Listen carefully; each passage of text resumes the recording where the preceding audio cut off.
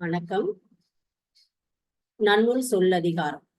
போன வகுப்புல சொல்லதிகாரத்துல இருக்கக்கூடிய 5 இயலை பற்றி சொல்லி பெயரியல் அதுல சொல்லினுடைய இலக்கணத்தை பத்தி நாம் தெரிந்து கொண்டோம். தற்பொழுது பொதுவியல் என்ற தலைப்பில் தொகை நிலை தொடர் அவற்றை பற்றி நாம் காணொலியில் அறிந்து கொள்ளலாம். தொடர் என்பது என்ன? சொற்கள் பல தொடர்ந்து வருவதும் தொடர் அப்படின்னு சொல்லுவோம். இந்த தொடரை இரு வகையாக சொல்கின்றனர். ஒன்று தொகை நிலை தொடர், மற்றொன்று தொகா நிலை தொடர். தொகை நிலை தொடர் அப்படின்னு சொல்லும்போது உருபுகள் மறைந்து காணப்படுவது. தொகா நிலை அப்படின் போது எந்தவித உருபுகளும் மறையாமல் வெளிப்பட்டு நிற்பது. இப்ப மயில் அகவியது, கோழி கூவிற்று, இந்த மாரி சொற்கள் இதுல எந்தவித உருபுகளும் மறைந்து காணப்படாமல் வெளிப்பட்டு நிற்பது. இதுதான் தொகா நிலை தொடர். தற்பொழுது நாம் நன்னூல்ல பவணந்தி முனிவர் நூற்பா வழியாக என்ன சொல்லியிருக்கின்றார் தொகை நிலை தொடரை பற்றி, அதை பற்றி நாம் தெரிந்து கொள்வோம். முதல்ல நூற்பா 361 அதுல பெயரோடு பெயரும் வினையும் வேற்றுமை முதலிய பொருளின் அவற்றின் உருபிடை ஒழிய 2 முதலா தொடர்ந்து ஒரு மொழி போல் நடப்பன தொகை நிலை தொடர்ச்சொல் அப்படின்னு சொல்றார். பெயரோடு பெயர், பெயரோடு பெயர் அப்படின்னா அண்ணன் சட்டை, அண்ணன் என்பதும் பெயர், சட்டை என்பதும் பெயர்.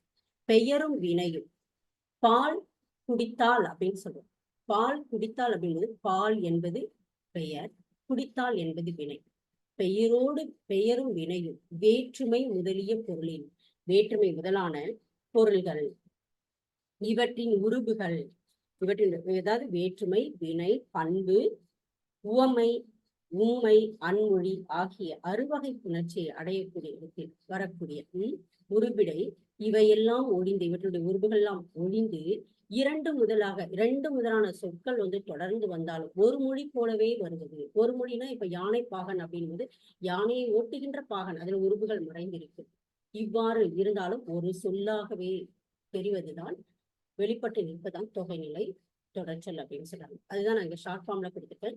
இரு சொற்களுக்கு இடையில் வேற்றுமை உருபுகளோ வினை, பண்பு முதலியவற்றினுடைய உருபுகளோ தொக்கினா மறைந்து வருவதுதான் தொகை நிலை தொடர். நம்ம ஒவ்வொன்றுத்துக்கும் விளக்கங்களோடு பார்க்கும்போது புரிஞ்சுக்கலாம். இப்ப தொகைகள் அப்படின்னு சொல்லும்போது எத்தனை வகை அப்படின்றது தெரிஞ்சுக்கணும். வேற்றுமை, வினை, பண்பு, உவமை, உண்மை, அன்மொழி என அத்தொகை 6 நூற்பா 362 நமக்கு எடுத்துரைக்கிறது. என்னென்ன அப்படின்னா வேற்றுமை தொகை, வினை தொகை, பண்பு தொகை, உவமை தொகை, உண்மை தொகை, அன்மொழி தொகை என்று தொகையானது அறுவகைப்படும் அப்படின்னு சொல்றாங்க. அடுத்து முதல்ல சொல்லப்படக்கூடியது வேற்றுமை தொகை. வேற்றுமை தொகையினுடைய இலக்கணம் என்ன அப்படின்றது நூற்பா 363 தெரிஞ்சுக்கலாம். 2 முதலாம் இடையாறு உருவும் வெளிப்படல் இல்லது வேற்றுமை தொகையே. அதாவது முதல் வேற்றுமை எழுவாய் வேற்றுமை, இறுதி வேற்றுமை விழி வேற்றுமை. இதை தவிர்த்து இடையில் இருக்கக்கூடிய 6 உருவும் வெளிப்படல் இல்லது, வெளிப்பட்டு அந்த உருவுகள் வெளிப்பட்டு வராமல் இருப்பதுதான் வேற்றுமை தொகை. இதுதான் இலக்கணம்.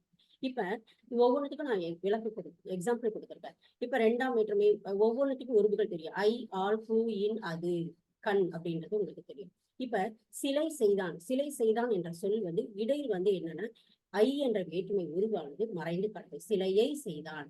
தலை வணங்கினான், தலையால் வணங்கினான்.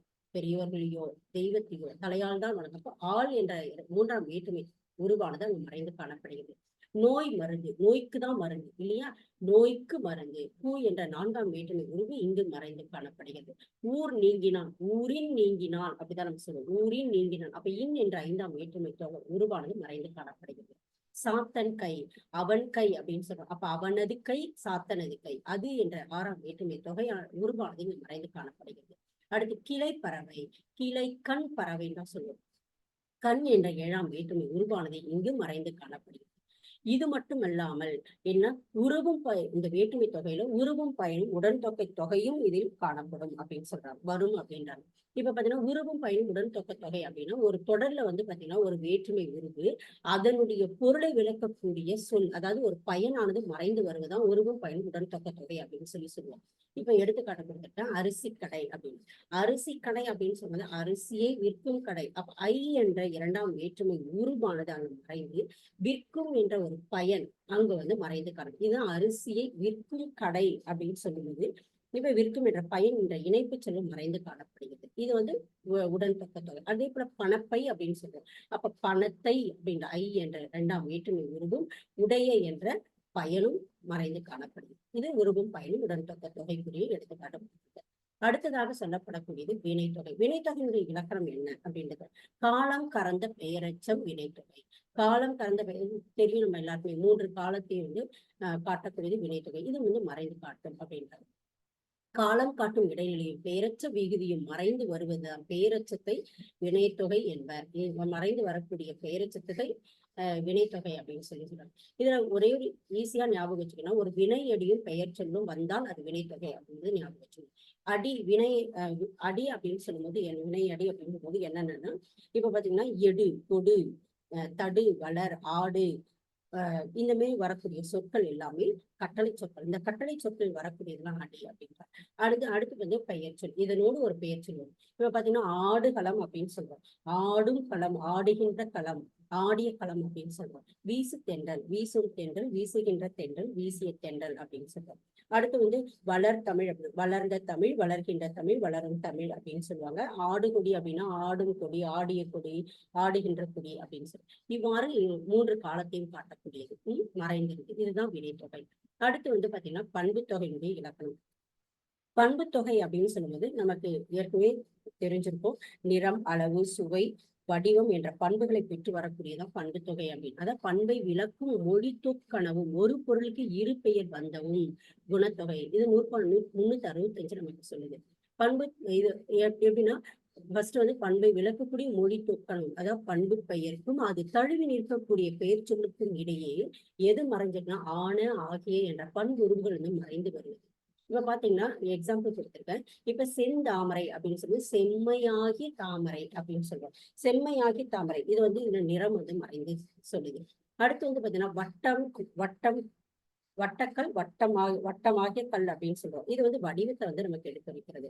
ஒரு பொருள் அப்படின்னு சொல்றோம். ஒரு பொருள், இரு பொருள் அப்படின்னு சொல்றது ஒரு ஏதாவது ஒன்றாகிய பொருள் அப்படின்றோம். அது வந்து பாத்தீங்கன்னா ஒரு அளவை வந்து நமக்கு எடுத்துரைப்பதாக இருக்கு. இன் சொல் அப்படின்னு சொல்லும்போது இனிதாகிய சொல் அப்படின்றது இது சுவை வந்து இப்ப நிறம், அளவு, சுவை, வடிவம் இதை வந்து குறிப்பிட்டு நான் எடுத்துக்காட்டு கொடுத்திருக்கேன். அடுத்து பாருங்க, ஒரு பொருளுக்கு இரு பெயர் வந்தவும் குணத்தொகை அப்படின்னு சொல்லி இதே பண்பு தொகையில ஒரு பொருளுக்கு இரு பெயரும் வரும். அதாவது இரு பெயரொட்டு பண்பு தொகையை படிச்சிருப்பீங்க. அது போல அமைந்தாலும் அது வந்து பண்பு தொகை அப்படின்றாங்க. எப்படின்னா இப்ப ஒரு பொருளுக்கு இரு பெயரொட்டு பண்பு தொகை உங்களுக்கு தெரியும். நான் எப்பவும் சொல்லிட்டு இருந்தாலும் ஒரு சொல்றேன். என்னன்னா ஒரு சிறப்பு பெயர் பொது பெயர் வந்தால் அது பண்பு இரு பெயரொட்டு பண்பு தொகை. அதை மறக்கவே மறக்காதீங்க. இப்ப பாத்தீங்கன்னா திங்கள், வாரம் இதெல்லாம் பாத்தீங்கன்னா ஒரே ஒரு பொது பெயர். பூ, மரம், செடி, கொடி, பள்ளி இந்த மாதிரி எல்லாம் வந்து ஒரு பொது சொல். பாம்பு இதெல்லாம் இதுல நமக்கு வந்து பாத்தீங்கன்னா இதுல ஆணி, திங்கள். அப்ப ஆணி என்பது சிறப்பு பெயர், திங்கள் என்பது பொது பெயர். முல்லை பூ, முல்லை என்பது சிறப்பு பெயர், பூ என்பது பொது பெயர். சாறை, பாம்பு, சாறை என்பது ஒரு சிறப்பு பெயர், பாம்பு பொது பெயர். இவ்வாறு வரக்கூடியதெல்லாம் இரு பெயரற்ற பண்புகள். அடுத்து வந்து பாத்தீங்கன்னா ஓமை தொகை.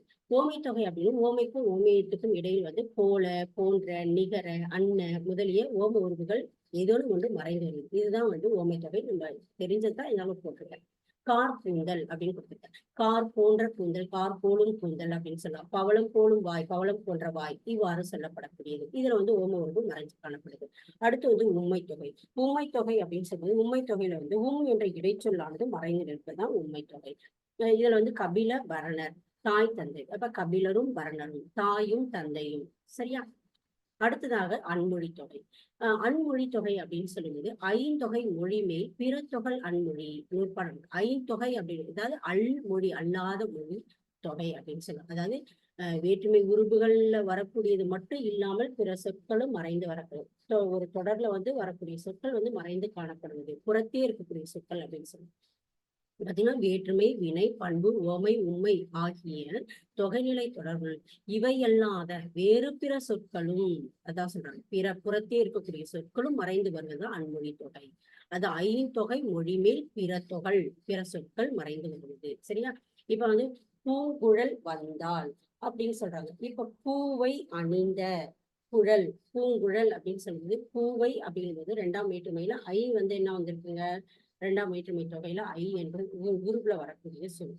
ஐ என்ற உருவு. அடுத்து வந்து பாத்தீங்கன்னா பூவை அணிந்த. அணிந்த அப்படிங்கும்போது அது பயன். அணிந்த அப்படிங்கும்போது அது பயன் இல்லையா? அப்ப பூவை அணிந்த குழல் அப்படின்னு சொல்லுவது கூந்தலை.